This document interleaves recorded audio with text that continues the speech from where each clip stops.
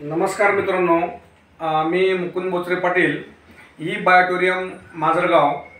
आज मी छत्रपती संभाजीनगर येथे advocate Ram Thorat sir यांच्या निवासस्थानी आलेलो आहे आणि आज त्यांचे जे सासरे आहेत, मला सांगायला अतिशय आनंद होत आहे की आमच्या माजलगावचेच आहेत डॉक्टर प्राध्यापक घाडगे नामदेवराव।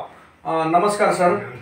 तर आपण आज बायोमॅग्नेटिक थेरपीचा वापर करून त्यांना जो काही रिझल्ट आलेला आहे शुगर या आजारासाठी, तर नेमका त्यांना कुठला आजार होता, त्यांना रिझल्ट कसा आला, आपण त्यांची मुलाखत घेणार आहोत। नमस्कार सर। आमच्या प्रेक्षकांना आपला परिचय द्या। मी प्राध्यापक डॉक्टर नामदेवराव घाडगे महाविद्यालय। तर आपल्या माजलगाव महाविद्यालयाला ते रिटायर झालेले आहेत प्राध्यापक म्हणून। तर सर, आपल्याला शुगर ही साधारणतः किती दिवसापासून होती? शुगर साधारणतः 2009 ते 10 पासून सुरुवात झाली। म्हणजे 2009-10 पासून तुम्हाला शुगर होती। ओके।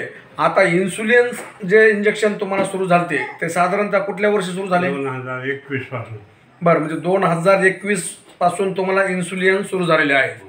तर आता ह्या चुंबकीय उपचार पद्धतीचा किंवा मॅग्नेटिक थेरपीचा वापर करून आपल्याला आता रिझल्ट कसा आला आहे ते थोडं प्रेक्षकांना व्यवस्थित सांगा।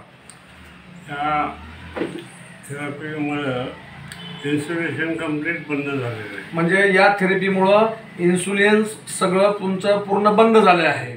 ओके। आणि सरासरी आहार सकाळी जेवणापूर्वीची 95-96च्या जवळपास आणि जेवण केल्यानंतर 150-54च्या जवळपास।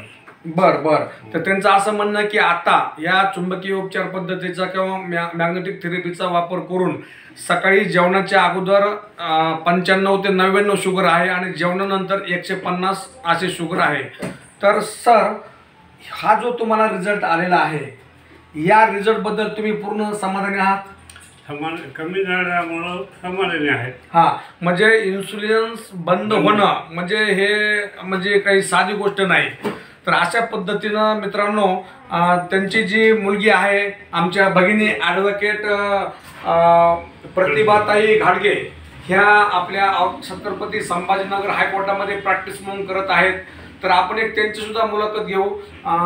ताई नमस्कार।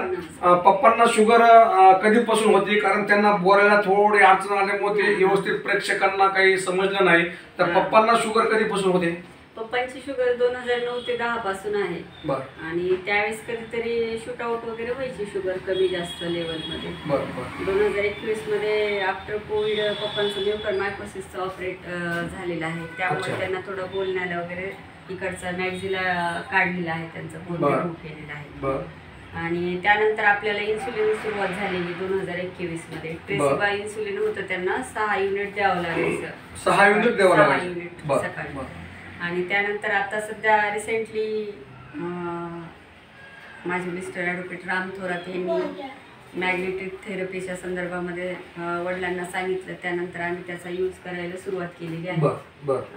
त्यानंतर मग पप्पांनी जेव्हापासून वॉटर एनर्जी ड्रिंक पॅड ते यूज करतायत।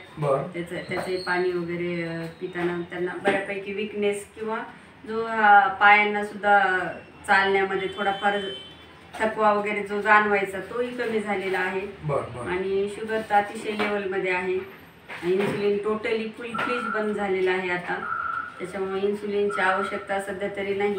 थेरपीचा रेग्युलर रुटीनमध्ये त्यांचा यूज आहे। मित्रांनो, पाहू शकता की ॲडव्होकेट प्रतिभाताई घाडगे असं सांगत आहेत की इन्सुलिन पूर्ण बंद झालेले आहे।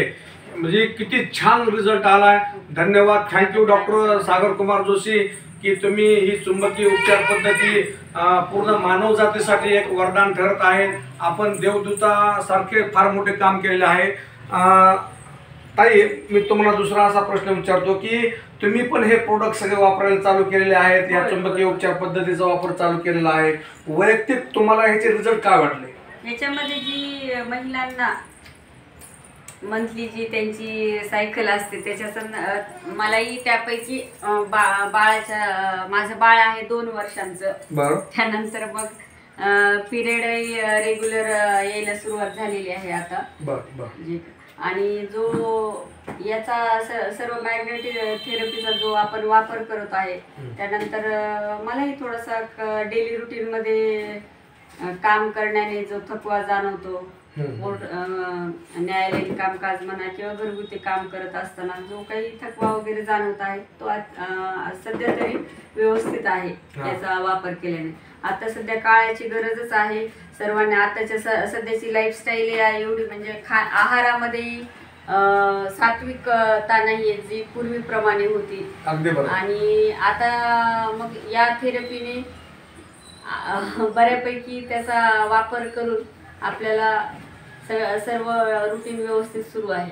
आणि माझं बाळही 2 वर्षांचा आहे, ते मोबाईल थोडंफार पाहत आहे, त्यामुळे आम्ही त्याला सुद्धा ब्रासलेटचा यूज चालू आहे. इकडे बेबी आपण पाहू शकता की त्यांचे जे लहान बाळ आहे आणि या लहान बाळ मोबाईल घेत असल्यामुळं त्याचे रेडिएशनचे साईड इफेक्ट त्या बाळाला होऊ नये म्हणून त्यांनी बाळाला सुद्धा ब्रासलेट वापरायला चालू केलेलं आहे. हातामध्ये थोडं मॅग्नेट कमी होतील म्हणून आम्ही पायामध्ये यूज करत आहोत. मोबाईलचे रेडिएशन पासून वाचवण्यासाठी त्यांच्या छोट्याशा बेबीला त्यांनी ब्रासलेट वापरायला चालू केलेलं आहे.